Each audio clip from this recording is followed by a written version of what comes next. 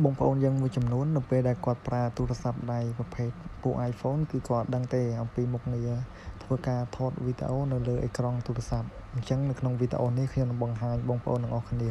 អំពីរបៀបចូលទៅធ្វើការបើកមុខងារដើម្បីអាចធ្វើការថតវីដេអូនៅលើអេក្រង់ទូរស័ព្ទដៃរបស់យើងបានអញ្ចឹងជាដំបូងឡើយគឺយើងចូលនៅក្នុង setting មកបន្ទាប់ពីយើងចូលនៅក្នុង setting ហើយយើងអស់មកក្រោមយើងឃើញមានពាក្យថា control and center អញ្ចឹងយើងចុចចូល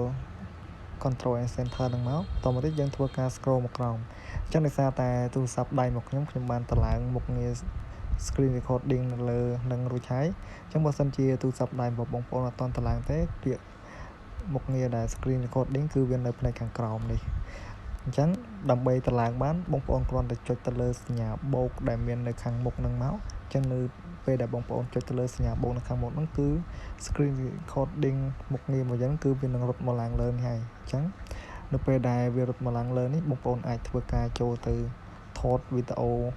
នៅលើអេក្រង់ទូរស័ព្ទដៃរបស់យើងបានហើយអញ្ចឹងនៅពេលដែលបងប្អូនថតវីដេអូនៅលើអេក្រង់ទូរស័ព្ទដៃរបស់យើងហើយបងប្អូនចង់និយាយជាសំឡេងឲ្យឮបងប្អូនអស់ចុះក្រោមចេះមក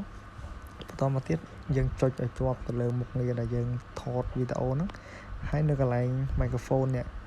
បើសិនជាបងប្អូនមិនទាន់បើកវាទេបងប្អូនចុចទៅលើនឹងមួយមកដើម្បីធ្វើការបើកមុខងារសំឡេងនៅពេលដែលយើងនិយាយទៅគឺនឹងឮសំឡេងរបស់យើងនឹងចូលនៅក្នុងវីដេអូអញ្ចឹងវីដេអូរបស់ខ្ញុំគឺមានតែប៉ុណ្នេះបើសិនជាបងប្អូនចង់បើកមុខងារនេះបងប្អូនអាចអនុវត្តតាមវីដេអូរបស់ខ្ញុំនេះបានអញ្ចឹងអរគុណសម្រាប់ការតាមដានទស្សនាវីដេអូរបស់ខ្ញុំអញ្ចឹងសង្ឃឹមថា